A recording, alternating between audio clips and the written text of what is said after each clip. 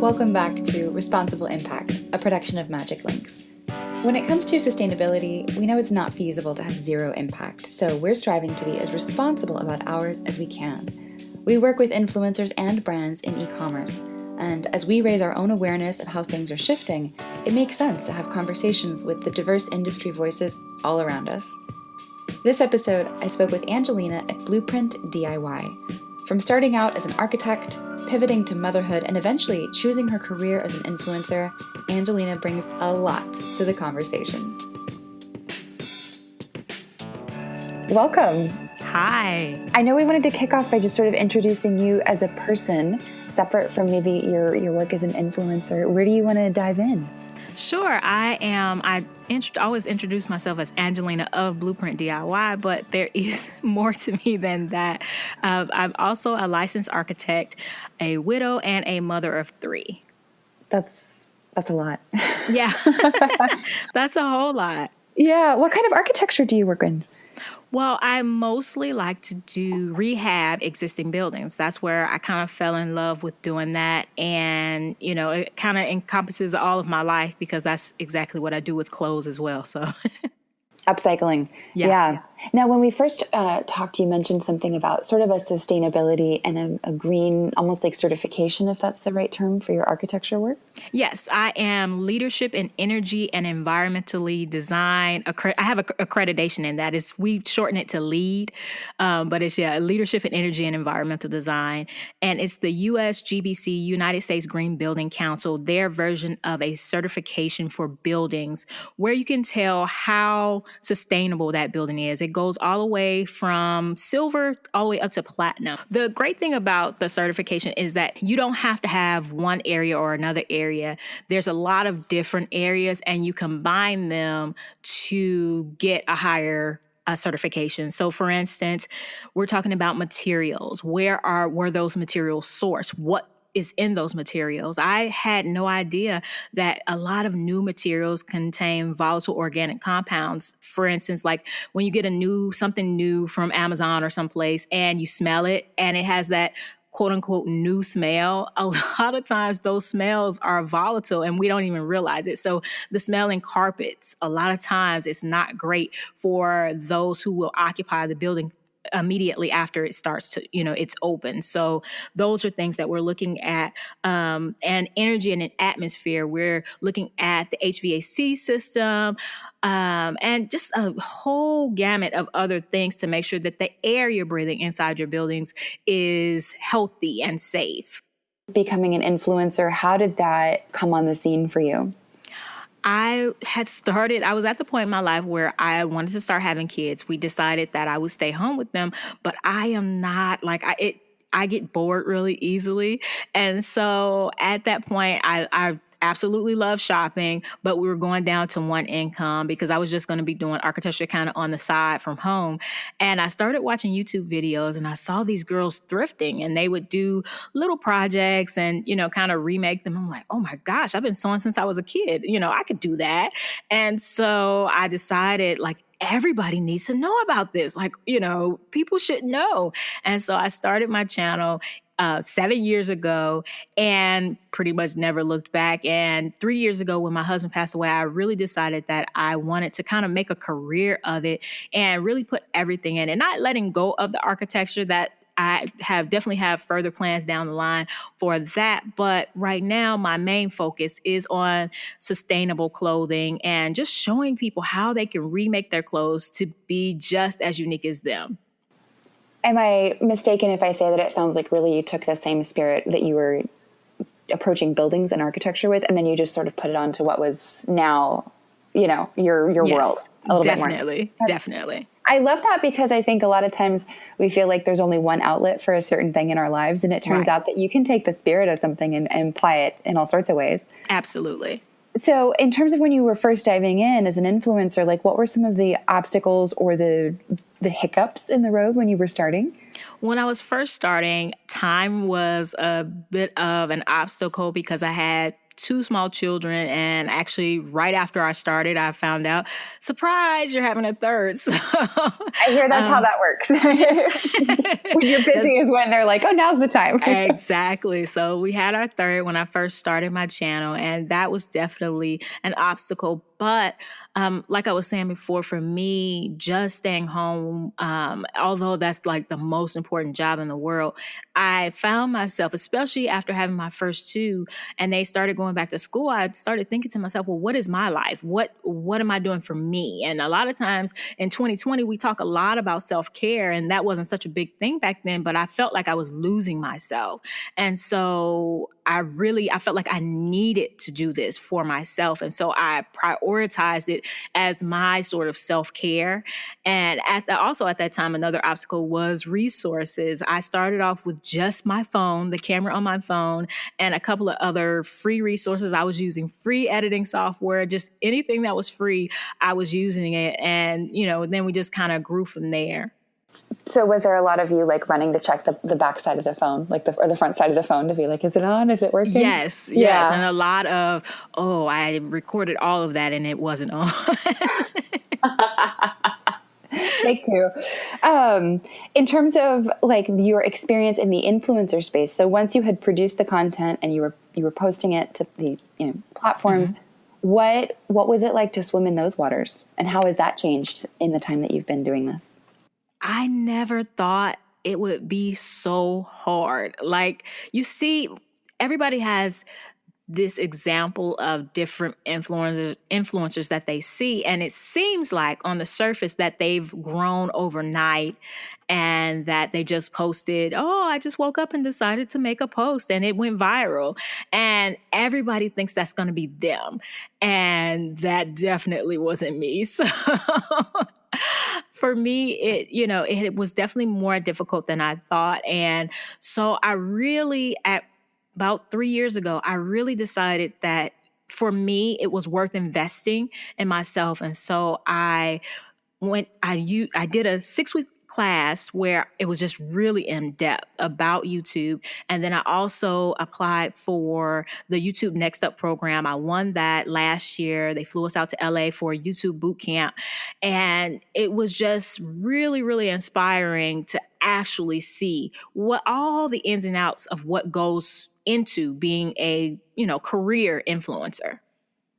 I'm going to ask you to elaborate on that, right? Yes. Okay. Go ahead. What goes into it, you really have to know your audience. Well, first of all, you have to know what you bring to the table. I think a lot of people, and I'm guilty of this, and to this day, for instance, when everyone was making videos about masks, my followers they were asking me, why aren't you making videos about masks? And I told them, I said, when I make videos that everybody else is making, I tend, in my experience, it doesn't go anywhere. It doesn't go viral for me where it will go viral for everyone else. And so I've learned that I have a niche in the YouTube space and the influencer space. And I really have to not necessarily stick to that niche, but focus on that niche and just really find who I am, what I have to offer, and push that on social media and allow the people who also identify with that to find me. And then also, you can't sit back and wait for them to find you. You have to actually go on other social medias to advertise. And that's another thing. Even my subscribers at the beginning were getting on me about, like, why aren't you on Pinterest? Why aren't you on all of these other social medias putting out, that you have these videos on YouTube? And so it became this like really big thing. Like, okay, after I post a YouTube video, I have to post about it on Instagram. I have to post about it on Pinterest. I have to post about it on Facebook. And it just helps your engagement. It helps people to find you. And also asking people to actually subscribe, asking them to share. Nobody does anything that you don't ask them to do. And so just learning all these small tips, it totally makes sense. But until you really find that out, YouTube is hard. Yeah, no, I can imagine. It sounds like what your initial supporters and fans were asking you to do was almost to sort of think of yourself more as a business. And yes, what you're describing sounds like a marketing mix for a business, yes, and like a distribution plan for Did you think of yourself as a business going into it, or was this more of just, like you said, like self-care and a personal thing to keep your spirit fed? I totally went into it just for personal and just to help others. Like I had no idea that this would turn into, more of a career for me until much later on. But yeah, I just wanted to, be able to help myself and help others. The turning point when you realized it was a career, was it overnight? Was it a No. slow dawning on you? It was, like I said, it was when my husband passed away and I had to make a choice. So at that time, I was doing 2 videos a week, and I was also working on a museum project that was 2 hours.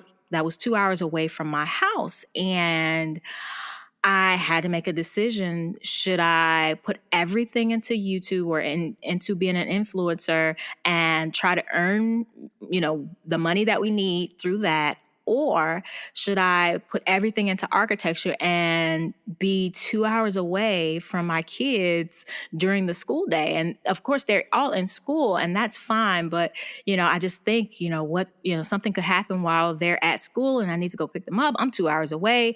And so I decided that YouTube was what I needed to do, but it was also honestly what I wanted to do. And another reason for that was because in architecture, you are very dependent on other people's budgets, other people's desires, whether they are giving you the green light to go on a project or no go.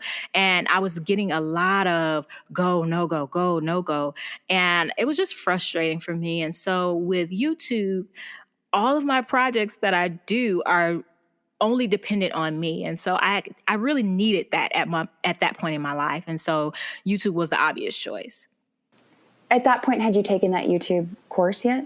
I took it after that. So we took care of ourselves for about 6 months, and it came to that point where I was like, okay, I have to make a decision what I want to do, with my life.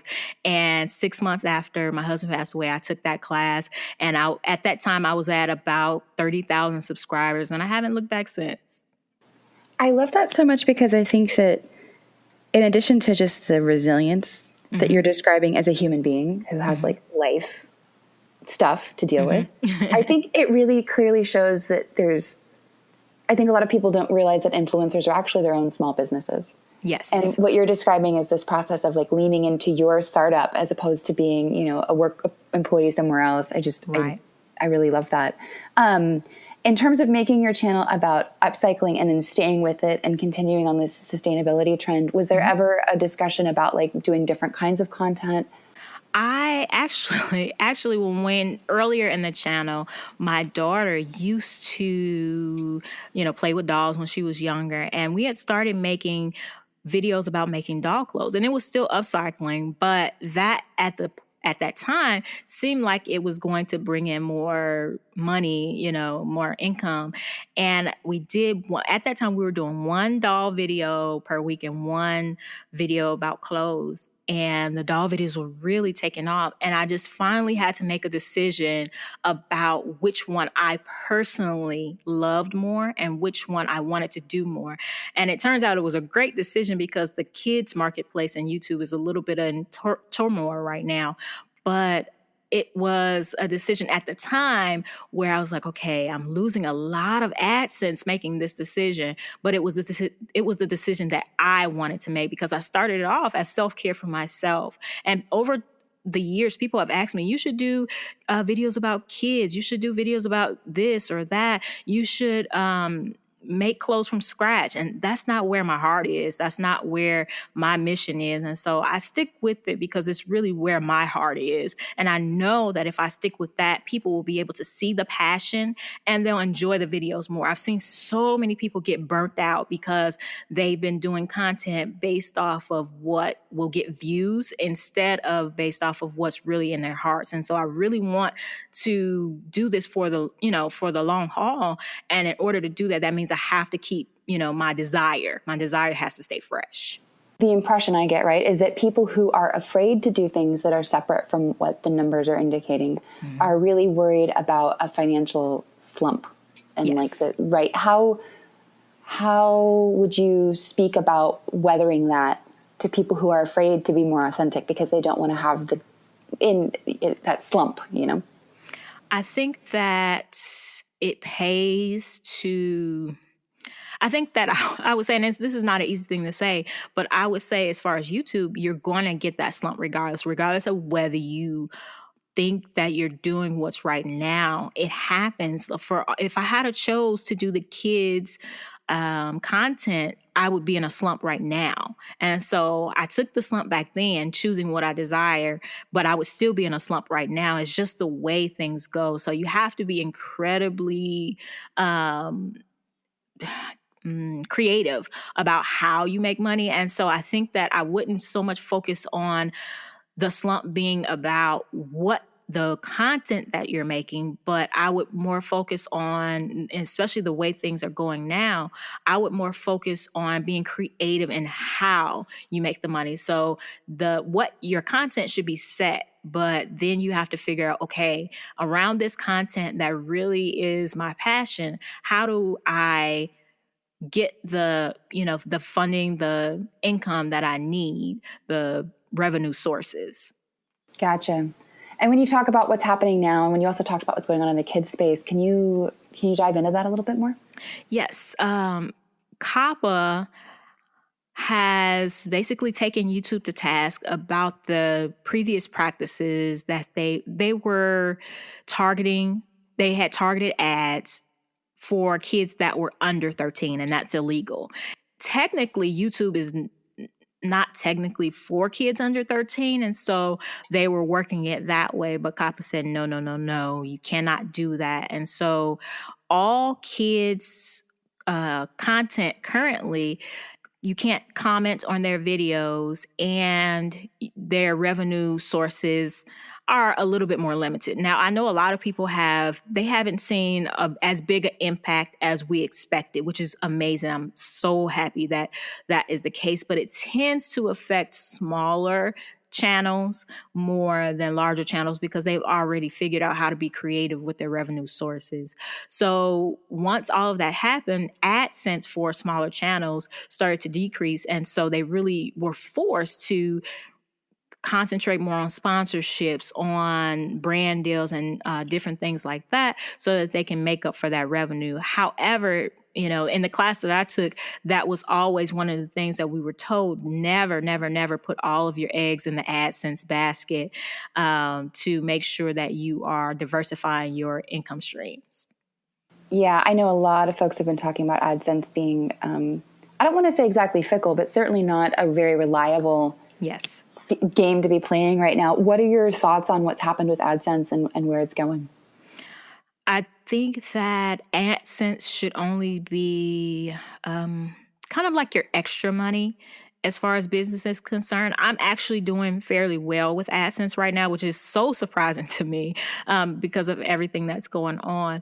But I'm grateful for it, but I can't. I don't know. Next month, it could be completely different. And I could be getting just as many views as I am right now. And that's the hard part about it, is that it's not so much about how well you're doing on YouTube. It's really about, are those advertisers wanting to advertise with YouTube? And if they feel like YouTube is in trouble, they start to back off of their ad dollars. And I never know when that's going to happen. And so for me, I am really focusing more on getting sponsorships, brand deals. But number one for me is to get my fashion line out there. I've been working on that half of last year and all of this year to get that launched by the fall. I really want to do that. I have the support for it, from my subscribers, and I really want to get that out. It's just a matter of reworking how I do things because, so used to being a one-woman shop that you really have to expand your mind and say, okay, I have to start hiring people for different things so that in turn I have the time I need to expand and do the things I need to do. I mean, obviously COVID and supply chains and orders and things like that. So in terms of starting up your own fashion line, what's this year done for you? Well, the great thing is that I'm not dependent on supply chains and different things like that because it'll be made to order. So that is not so hard. The biggest thing for me is just that when COVID hit, I realized that it wasn't so much that it pushed the fashion line back, but that I realized that I had more of an opportunity to make content for people that were going to be home, needing something positive to watch. And I'm so glad I made that choice, because at the time I needed to get over 100,000 to keep my partner manager with YouTube. And we made our goal there. And the channel really, really has grown so much since the beginning of quarantine and different things like that, because people are at home. They have the time not only to watch YouTube, but they have the time to complete some of these projects that they've been wanting to do for so long. I get that comment so much. Like, now that I'm at home, I can finally do the upcycling, the sewing that I've been wanting to do. And people are very appreciative to have something positive to watch, because there's so much news. There's so much, so many things right now that kind of bring your attitude, your mind down. And I just really wanted to be a place where people can be lifted up and just kind of be able to forget for a moment and, just keep their hands busy, their minds busy, and, have a healthy space. I mean, I can speak from personal experience. The first thing I did when LA went into lockdown basically was I tried poorly to bake a loaf of bread. I made a giant crouton is what I made. And then I stared at exactly that, my ever growing pile that had been in the corner of my closet of things that I needed to tailor or mend or that I could chop up and play with. And that was exactly it as the first thing I did. I was like, oh, I have this. This has actually been ready to go the whole time. Yeah. And I also figured that, to be sensitive to people's financial states, at the beginning, we didn't know if people were going, how, people were going to be affected financially. And I just felt like that was irresponsible to do it at that point. I just felt like it would be irresponsible to, put that on my subscribers, because I'm so grateful for my subscribers, and I feel their love so much. But for me to ask them to support me at that time, I just felt like that wasn't what I wanted to do. Yeah, no, that makes perfect sense. In terms of other things besides AdSense, the way that you've seen the influencer landscape shift and e-commerce shift, what's your hot take? I think that more influencers are focused on being a business now. I think that it's no longer playtime for most influencers. They consider themselves businesses. It's no longer, I see that on TikTok, that most people, they're getting really big and they're super excited. And now they're talking about TikTok going away. And a lot of people are trying to make the shift. They want to be prepared. But I think that, those influencers are really going to need to start thinking of themselves as businesses. But I think on Instagram and on YouTube, the influencers are more, they're ready to think of themselves as businesses and to act accordingly. In terms of other specifically like e-commerce things, so I know you talked about not necessarily asking folks during COVID to spend more. What are some other e-commerce observations that you have? Because I know just in the last couple of years, if I look back, I mean, the way we shop and the way we interact, it's a whole new world, really. Yeah, it's very different than it used to be. Far more people are purchasing even their clothes. And I really don't like buying clothes online. But when you think about, okay, I can buy my clothes online, or I can put myself or my health in danger, of course, it's going to be buying the clothes online. And I think that as people get used to that, then it won't be such a big deal. Even myself, once you buy online, for so long, it becomes, your normal. And that means that those businesses that were not brick and mortar have a better chance of growing now than they did before, for those, who didn't like to buy online, who are now used to it. I've seen a lot of businesses lately grow really, really well because people are just more willing to search online and find the products, because it used to be about convenience. It was all about convenience, whether I can go around the corner and get the product. And then it didn't even have to be a perfect product, but it was a product that I'm used to, a product that I've seen before, maybe used before.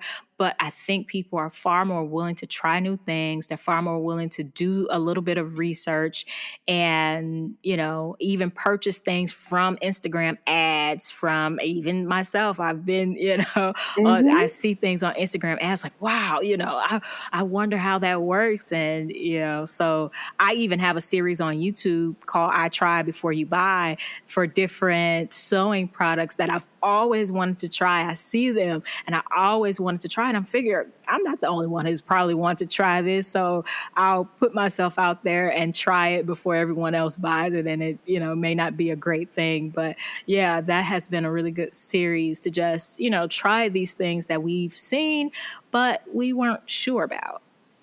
That uncertainty, I think, is really baked in for a lot of people when it comes to e-commerce. So that's really, I like that you're naming it. I also love that you positioned yourself to be able to try out all these gadgets, and it's for other people. Big air quotes going on there. Yeah, exactly. Yeah, I'm doing this. Smart. I'm doing this for everybody else. Yeah, this is totally selfless, I swear.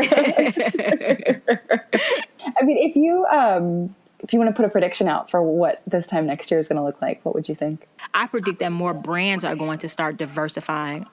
I would hope so. If they intend on lasting, they're going to have to start thinking more like influencers and diversify how they make income, and which would be great because, they can get into different things that perhaps they weren't focused on before. Like a lot of the companies that say that they want to be green, they really, really need to dig deep and look into their processes and see how they can do more than sell brand new clothes. They have to. They have to. They won't be able to call themselves green unless they really think about all of the aspects of sustainable fashion. There's so many aspects of sustainable fashion that they're just not hitting, and they really, really need to start thinking about that. What are some of the aspects that come to mind most for you? Well, of course, the highest in my mind is upcycling, but of course there is making sure that you purchase clothes to last. So many companies are not making clothes to last anymore. And as the consumer gets wiser, they're going to look at those clothes and say, hey, that material is not long lasting. Your processes are bad. And they're, just going to start not purchasing those clothes because the company hasn't made them to last. I think people are also starting to get wise about that, about their cars, about their sewing machines, about different things like that, looking at these companies saying you are intentionally making products that fail within a certain time, even phones, intentionally making products that fail after 2 years. And that's not acceptable. That's not sustainable for us to live on this planet, for much longer. We're building up this trash and you're designing it to be that way. And that's not acceptable. So that's one thing. Another thing is for people to actually tailor their own clothes, upcycle their own clothes. But then also the companies are starting to realize that they should use more sustainable materials. They should recycle actual materials into their products. And then, of course, with upcycling, you just remake clothes that are already there. And it's just a lot of, and thrifting. Thrifting is part of that too. Just completely wearing something that is already made. That's a giant part of sustainability because it's like 100%. It's 100, there was nothing that needed to be remade. So I think that they really, really need to think about all of those aspects if they want to call themselves a sustainable company. And of course, they have to become more ethical as well in the treatment of their garment workers and different things like that. Absolutely. I think none of us would want the day-to-day life that it is or that these workers experience. It's patently cruel, really. Exactly. And it makes me feel so frustrated and so sort of powerless as a consumer to know that I can either buy something that was made with this labor practice or not. Yeah. There's really it's strange to me, like what you're talking about, how businesses are going to have to wisen up, that there's not already businesses who are really more jumping into this because it's a total unmet need in the marketplace. Thrift stores are doing their best, but it keeps me up at night because I know, because I personally see where things could go, and I'm still limited in my resources. And so I just in myself, I try to move as fast as I can because I know that it can be better. I see the solution as like, I want to put it out there so bad. I know. Are there any companies that and you don't have to name them, but I mean, have you changed your purchasing habits and your go-to companies based on these kinds of moral? Well, currently I'm pretty much 100% thrifted and upcycled. So I don't even purchase from any quote unquote sustainable brands. The biggest thing is the reason is that because a lot of, and not all of them, but a lot of sustainable brands have this image in their mind of what type of woman is sustainable, and they make the clothes look like that, and that's not me. And so I think you can be, I mean, you're being very diplomatic. I think we all know exactly what you're describing. And I think, yeah, it's particularly, it's particularly troubling. Yeah. Given the conversations that we're having as a nation now about race and, and just justice generally. I'm impressed at your ability to be so withheld as you say it, but go on. Yeah, it's just, to me, I think of, whenever I see the clothes, I think of, if you want to be sustainable, you have to be that woman that wants to run through a meadow barefoot. And that's and has a Vitamix. You have to, I mean, Vitamixes are great, but yeah. And that's not me. And so that's one of the reasons why I really, really wanted to do the YouTube channel, to let people see that. Because when I first started looking up upcycling, I thought it was amazing. But the only thing I saw was more like a boho style. And that's no shade on boho. It's absolutely amazing. But there's so many other styles of fashion. And every single style of fashion should be covered with sustainable brands. And so if all of the sustainable brands are geared towards one type of person, why are we confused why people are not choosing sustainability? Like, it's not confusing. So no, you're right. Yeah. Yeah, that was very well put. I applaud you 100%. In terms of things that you wish you could see happen in the influencer economy, so to speak, and the influencer industry, what are some things that you would love to see this time next year? I would love to see more companies really working with influencers as businesses. And I put it like that because a lot of companies, not all, but some companies look at what influencers do as a side, and it's been proven that people buy more from micro influencers than they do from people like Kim Kardashian and, people of that status.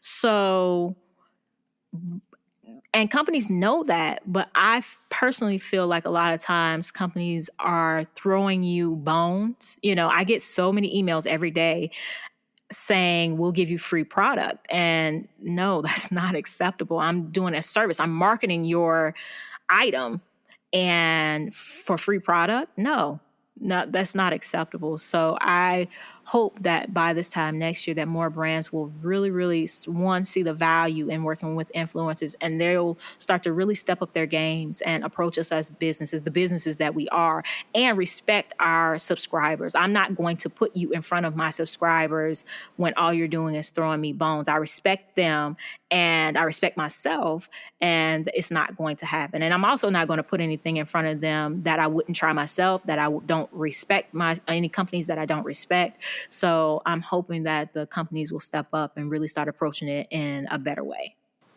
It's so great that you're saying that, because I can say that, MagicLinks, a lot of what we've been doing from the beginning has been to be utterly transparent about influencers' data and their fans' data, and just not in a way where we're not packaging it and reselling it, but just so that influencers can really understand, okay, I posted a link to X and Y and here's how that did. Yeah. And we've always made the argument, that first of all, brands understand the value that influencers bring to them, which is part of why, but they know that there's been a missing component to that information ecosystem. Yeah. And that a lot of influencers had been flying blind and didn't really fully Right. understand the value they were bringing to the brands. Right. And so when it came time to say no thank you on your freebie, tell me, talk to me when you respect me with a monetary offer, that's been like a game changer for Yeah. so many. It sounds like in terms of tracking your data, and when you say like understanding your worth, separate from just in a way of saying like as a person and as an influencer, I'm worth more. How do you track that? I took another class. I took a class last year from an Instagram influencer, and she was actually willing. And that's another thing, that as influencers, we really have to become more transparent with one another. Yes. And nobody wants to talk about how much they're getting from brands. Nobody wants to talk about it because they're scared that maybe they'll stop getting it. I don't know what they're afraid of, but this particular person was willing to share what she was getting from brands. And it woke me up, I mean, in a huge way. And so she gave us strategies about how to help brands to see that you are a business, that you are worth the value of what they're paying, and also helped us to see how much brands are actually, how many marketing dollars brands actually have, and how much they're actually giving to influencers is not nearly what they should. And so, it just kind of woke me up. And so after that, I started saying no a lot, a lot to free product and just different things like that, because it just wasn't a lot. I'll say this, a lot of it is just not products that I would put in front of my audience. But then on the other hand, a lot of it is just not worth what they're offering. How do you navigate that? Like, if you had any tips for other influencers where you're like, you need to decline this offer and here's why, like, what are some ways that you would suggest phrasing things or handling delicate refusals? Mm-hmm. I would, if you got an offer for a free product, I would just kindly send them an email back and say that here's my media kit, and here is my rate sheet, and let me know what budget you're working with. If you want to choose a package, and I have packages on my rate sheet that they can choose from that combine YouTube, Instagram, Facebook, and different things like that. Look at the rate sheet. If you want to choose a package that best fits your needs, and I would love to jump on a Zoom call or a call with you to speak about it more in depth. And if they don't respond at all with a counter offer or anything else, that means they weren't interested in paying you any money anyway. So you're not losing anything. Yeah. This reminds me a little bit of when Shonda Rhimes talks about the power of no. Mm-hmm. Have you ever heard her talk about? Yeah. Yeah. It's for those who maybe haven't heard it. Basically, she's saying, the way that you say no to somebody, what comes after that, then the tone of that is actually how they really felt about you the whole time.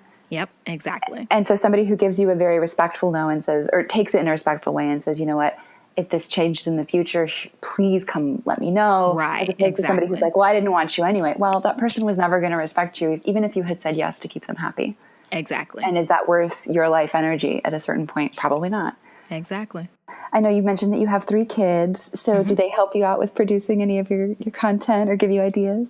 They actually do. Yeah? Recently, because I really want to pass on, I think it would be a shame for my kids to go to college and not know anything about being an influencer. That would be absolutely a shame. And so my daughter she is currently translating, or not translating, she's currently doing my subtitles for me. And she makes sure that they're in, proper sentences and they're broken down so that people understand them. And then she auto translates them into about 7 languages. They're not super consistent, but they do. they have their little jobs and they make their their little allowances or whatever from that. And then my son takes my videos and he edits them down to 1 minute so that I can use them on social media. So, they're learning really, really good skills right now. I'll say, my gosh, that's amazing. Any other pro tips for listeners besides to come borrow your children for post-production? Yeah, hire them. Yeah. Um, I would say one of my pro tips, and this is something that we talk about a lot on my YouTube channel, is to remember that everyone, for some reason, is afraid to cut clothes. It's a little bit, I'm more afraid to cut raw fabric, but for some reason, everybody else in the world is more afraid to cut clothes. And so I would say to remember that everyone's afraid. Don't feel like you're the only one.